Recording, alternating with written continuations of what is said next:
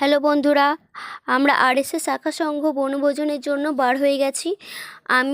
আমার আগে আছে আমার মা, আর মায়ের আগে আমার দুজন বৌদি আছে। তো আমরা বার হয়ে গেছি বনভোজনের জন্য।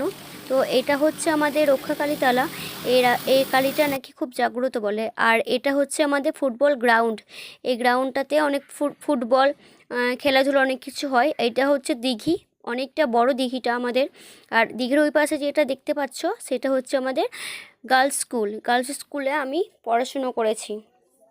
আর এটার সামনেই একটা স্কুল আছে, ওটা হচ্ছে প্রাইমারি স্কুল, যে স্কুলটাতে ছোটোবেলায় আমরা পড়াশুনো করেছি।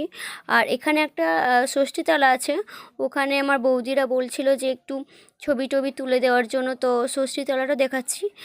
এটা হচ্ছে আমার মা, যেটা সিঁড়ি দিয়ে নামলো। তো চলো আমরা এই রাস্তা দিয়ে আমরা বনভোজনের জন্য যাচ্ছি। তো এই সাইডে অতটা